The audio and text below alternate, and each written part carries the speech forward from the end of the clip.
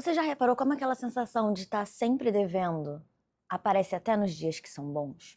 Não é nos dias ruins que ela mais faz efeito.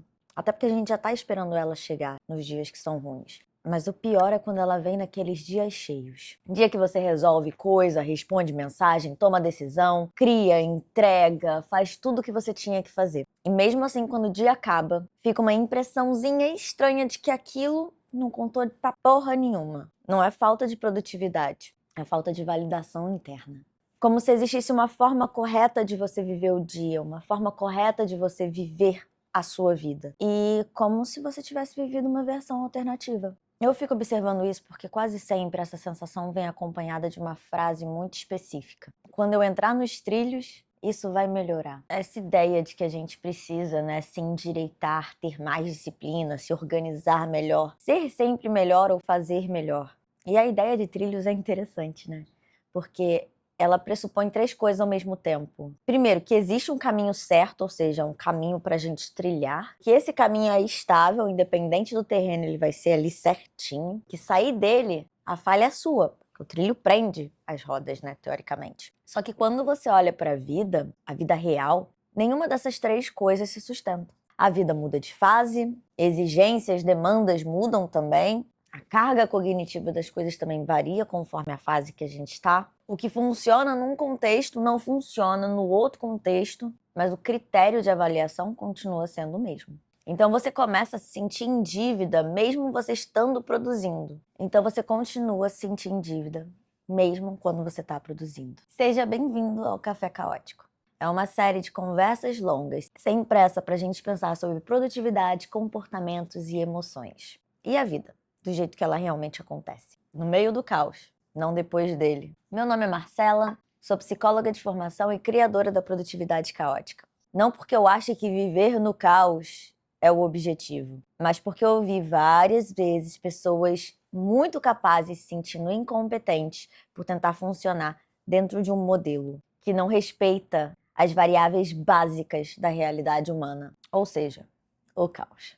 E agora vamos voltar para essa sensação da gente estar sempre devendo, Primeiro erro que quase todo modelo de produtividade comete é confundir tempo com energia. E isso fica ainda mais claro quando a gente pensa em como o tempo ele era entendido antes dele virar número, prazo, etc. Durante muito tempo as pessoas não regulavam a vida por horas e minutos. O tempo ele era medido pelo tempo que as coisas levavam. O tempo de assar um pão, o tempo de ferver uma água na fogueira, tempo do sol mudar no céu. E você não dizia volta em 40 minutos. Você dizia volta quando o pão estiver pronto. Você não falava, vou acordar às 5 horas da manhã. Você falava, vou acordar quando o sol nascer. E o horário que o sol nasce, ele varia de dia para dia. Olha que legal. O tempo ele não era uma expectativa abstrata, coordenada por números e horas e minutos. Ele era uma consequência da atividade e das condições da época. O tempo de assar um pão hoje em dia num forno elétrico ou fazer numa panificadora, por exemplo, é diferente do tempo que levava para fazer um pão antigamente. E ninguém achava estranho que esse tempo variasse. Porque todo mundo entendia a diferença entre assar um pão no forno elétrico e assar um pão no forno a lenha, sei lá. Que um forno com temperatura instável exige outro cuidado, outro ritmo, outro tempo. Ninguém olhava para o pão e pensava que ele deveria estar pronto antes do que ele realmente estava pronto. E se ele não ficou pronto ainda, não era falha de caráter, sabe? Era o tempo. Era leitura de contexto. E a gente deu meio que uma perdida na leitura do contexto. Porque hoje a gente faz o caminho inverso. A gente não mede o tempo pelo que a atividade realmente demanda. A gente mede pelo tempo que a gente acha que deveria cumprir aquela tarefa. Como se toda tarefa tivesse o mesmo forno, como se a temperatura fosse sempre estável, nunca variasse, como se a nossa energia fosse igual todo dia. Mas não funciona. Não é docinho. Pausa pra gatinha. E quando a tarefa demora mais do que o previsto, a gente não questiona a medida, a gente não questiona o contexto, a gente se culpa. O segundo erro é tratar a constância como repetição e não como continuidade. E aqui entra uma confusão técnica entre constância e consistência. Vou usar ainda a metáfora do pão, que eu tenho que fazer pão para minha filha. Assar o pão todo dia. Isso seria constância. Todo dia eu vou acordar, vou fazer o pão, vou assar. Todo dia, no mesmo horário, do mesmo jeito. Independente do forno, independente da temperatura, independente do contexto. Consistência é outra coisa. Consistência é a forma como o pão vai estar quando a gente abrir ele. Se ele vai estar duro, se ele vai estar mole, se ele vai estar na consistência perfeita quando a gente abrir. Esse é o objetivo do pão. Não é ele ser feito mais rápido, é quando ele estiver pronto, ele estiver numa consistência boa, que não é nem muito dura, nem muito mole. Talvez na consistência fofinha, mais fofinha para alguns pães, talvez numa consistência mais crocante em volta. Vê que até a consistência entre os pães varia. Eu gosto muito dessa metáfora do pão. Consistência é o pão sair bom. É ajustar o processo para o forno que a gente tem, é ajustar a temperatura do dia, a massa que você está trabalhando, entende? É ajustar, dependendo do contexto. E aquilo sair bom. Só que hoje em dia a gente foi ensinado a valorizar mais a constância do que a consistência. Mais fazer todo dia do que fazer de um jeito que se sustente e que dê um bom resultado. Então, se você não consegue fazer algo diariamente, você começa a achar que não vale a pena você fazer, porque você não consegue manter essa constância. Então, é melhor nem começar do que iniciar e dar merda, porque você não vai continuar. Então, se você precisa pausar também alguma coisa, você interpreta como se você tivesse abandonado aquilo. E você age como se tivesse abandonado aquilo. Se você diminui o ritmo, você interpreta isso como um fracasso. Então, você também não vai voltar a fazer aquilo. Entende que essa própria forma de ler as coisas faz com que a gente ou nem tente, ou que a gente não despause algo depois, que a gente retorne a algo depois, retorne a fazer aquilo, ou busque uma forma de fazer que não seja diariamente, que seja uma vez na semana, 2 vezes na semana, uma vez ao mês, uma vez ao ano. Se não sustenta com uma frequência rígida, a gente acha que não é comprometimento o suficiente com aquele resultado, com aquela ação, com aquela tarefa. E isso é um erro muito grave. Pausa não é o oposto de constância, o abandono que é. Mas a gente lida com a pausa como se ela fosse já abandono. Pausar faz parte do processo quando a gente está lidando com a energia, com o contexto, com a vida, com o caos da vida. Porque a gente não é máquina. A gente trabalha com uma vida real e não com uma planilha perfeita de números. O problema é que quando a régua vira constância, e essa constância muito rígida, qualquer pausa vira prova de incompetência. Então muita gente abandona coisas que poderiam ser feitas com consistência, mesmo que não todos os dias, porque a gente acredita que se não for constante, não é válido. Sim que projetos são abandonados, hábitos são largados, processos são interrompidos, não por falta de capacidade, mas por excesso de julgamento. Tecnicamente, o que sustenta resultado a longo tempo não é repetição cega, sabe? Só repetir as coisas todo dia. É consistência ajustada. É continuar mesmo mudando de forma. É pausar sem romper o processo.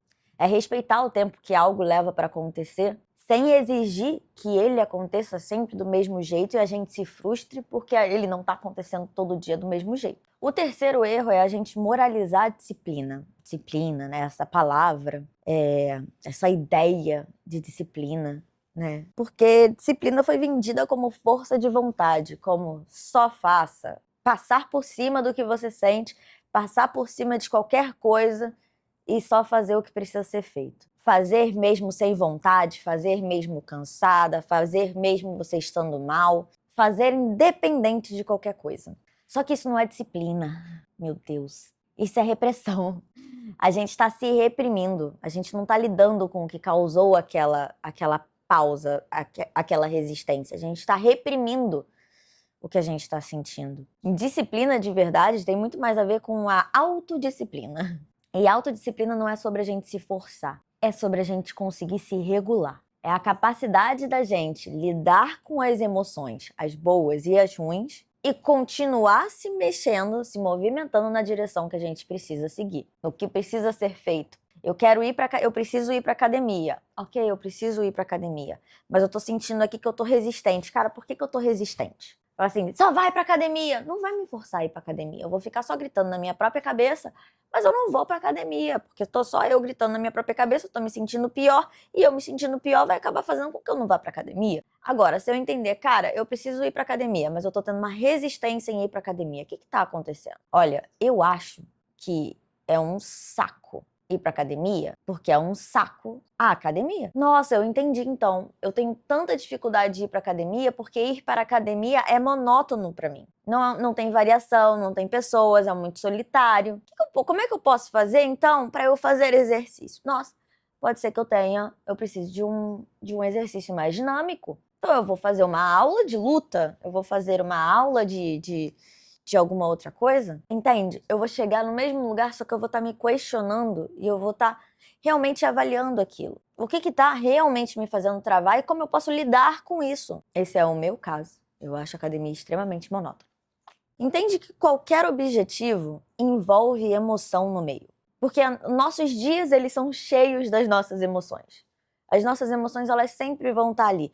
Não tem como a gente jogar elas por debaixo do tapete. O medo vai aparecer, o desconforto vai aparecer, a ansiedade vai aparecer, a insegurança vai aparecer, o cansaço vai aparecer. Não existe caminho onde a gente não lide com as nossas emoções. Então, disciplina é conseguir reconhecer essas emoções sem deixar que elas paralisem completamente a nossa ação. É a gente lidar com essas emoções de uma forma que faça com que a gente se movimente. O problema é que quando a gente trata a disciplina como forçar a barra, em algum momento essa barra quebra. Porque tem emoção que não dá para atropelar, tem emoção que atropela a gente. Tem limite que não dá pra gente ignorar sem a gente pagar um preço altíssimo depois. Quando ela cobra esse preço, não tem força de vontade que salva, não tem disciplina que segure, porque a produtividade nunca foi um processo neutro. Ela sempre esteve ligada às nossas emoções. A gente só fingiu que não. Hoje em dia se fala muito que procrastinação não é sobre produtividade, é um sintoma emocional. E sim, mas a verdade é que toda produtividade, ela está intrinsecamente ligada às nossas emoções. A gente, de novo, só fingiu que não. A gente ficou só no só faça, só faça, só faça, sabe aquele just do it da Nike? Quando você está muito conectado com um desejo muito grande, funciona a gente ficar no só faça, só faça, só faça. Porque a gente já está conectado, a nossa emoção já está envolvida naquele sonho muito grande que a gente quer realizar, né? Mas vamos ser muito honestos, vamos aqui abrir a caixa da Pandora, porque a maior parte da vida não é feito de sonhos épicos que a gente está com muita vontade de realizar. A maior parte da vida é louça acumulada, roupa que tem que lavar, estender, dobrar, guardar, casa que precisa arrumar, partes chatas e burocráticas administrativas de um trabalho, fazer uma comida saudável, pensar no que a gente vai comprar, preparar aquela comida, né? E são essas as coisas que a gente tem mais dificuldade. A maior parte da vida é feita de tarefas práticas, chatas, repetitivas, coisas que precisam acontecer mesmo sem a empolgação, mesmo sem a motivação, mesmo sem aquele sonho épico de tornar aquilo realidade. E é aí que a disciplina, como força, ela falha. Porque ela exige uma motivação que não existe todos os dias para tarefas onde ela não foi chamada. Algumas pessoas conseguem até se autorregular um pouquinho melhor nisso, e outras não. E isso não é falha, é diferença de funcionamento emocional e cognitivo. E quando você entende isso, você começa a mudar o seu critério. Disciplina deixa de ser se forçar a fazer e ela passa a ser como eu lido quando eu sinto isso. Como eu faço isso mesmo quando eu estou sentindo desse jeito. Como eu ajusto. Como eu vou negociar comigo mesmo. Como eu vou continuar sem me violentar. Sem passar por cima das minhas emoções, sem passar por cima das minhas vontades. E não tô falando que isso não tem a ver com responsabilidade. Tem coisas que a gente vai ter que fazer. A gente lidar com as nossas emoções não tem a ver com a gente colocar as nossas emoções num patamar e a gente deixar, eu não consigo fazer isso. Então, eu não consigo lidar, então não vou fazer. Não, é como eu vou lidar com essa emoção e ainda assim fazer. Autodisciplina também tem a ver com autorresponsabilidade. Mas disciplina como esse valor moral, ela só vira esse julgamento de caráter. E a maioria das pessoas internalizou essa versão de julgamento. Então você não diz, nossa, hoje a minha energia tá baixa, então eu vou fazer o que eu preciso fazer, só que respeitando o fato da minha energia estar baixa. Você diz, eu sou fraca, eu não consigo fazer. Você não diz, nossa, eu tô sobrecarregada com alguma coisa, tô sobrecarregada mentalmente, tô sobrecarregada sensorialmente, então eu preciso me regular para me sobrecarregar para eu conseguir fazer essa coisa. Você fala, eu sou organizada, eu não consigo fazer porra nenhuma. E isso cria um ciclo muito específico, porque quanto mais você tenta se forçar a caber, se forçar a fazer, mais você se distancia da sua forma de funcionamento real e de uma forma que seja realmente sustentável, entende? Então é por isso que eu acho que na produtividade caótica, o ponto de partida, ele é outro. A gente parte da ideia de que produtividade não é uma camisa de tamanho único, onde toma aqui, é isso aqui, você vai caber nisso aqui, independente de como você funciona. A produtividade, ela precisa nascer de você e não ser um modelo ali que você precisa seguir porque te disseram que é o modelo certo. A gente trabalha com capacidade de continuidade sem autoviolência. E isso muda tudo. Significa que o nosso critério não é o quanto você produziu, mas começa a ser o quanto eu consegui sustentar sem me destruir. Não é controle absoluto do tempo, é manejo consciente da sua energia e das suas emoções. Não é constância rígida, é adaptação estratégica por fase. E não é disciplina como um chicote, é disciplina honesta, de contexto total. Se você quiser conhecer um pouquinho mais sobre a produtividade caótica, eu vou deixar o link aqui embaixo. E é por isso que a ideia de voltar para os trilhos, ela não se sustenta, nem tecnicamente, nem metaforicamente, nem, sei lá, qualquer outra forma. Porque, às vezes, voltar para os trilhos é basicamente você insistir nessa rigidez, nessa força, e seguir um caminho que talvez não seja o seu. Se toda tentativa de ser produtivo termina em culpa, o problema não é que você não tentou o suficiente. O problema é que o modelo exige que você se odeie um pouquinho para funcionar. Pelo menos um pouquinho. E depois esse ódio vai aumentando. Eu não acredito que a produtividade ela venha desse auto-ódio. Eu acredito que a produtividade vem de respeito, vem de amor com a gente, com a forma como a gente funciona, de respeito à forma como a gente funciona, dentro do nosso caos. O caos das nossas emoções, o caos das nossas próprias vidas, do nosso caos contexto social. E eu realmente não acredito que a produtividade precise de ódio. Se essa conversa te deu alguma clareza, mesmo que desconfortável, se inscreve no canal para participar dos próximos cafés. E compartilha com alguém que vive tentando se arrumar por dentro sem entender porque nunca parece suficiente. A gente se vê no próximo café.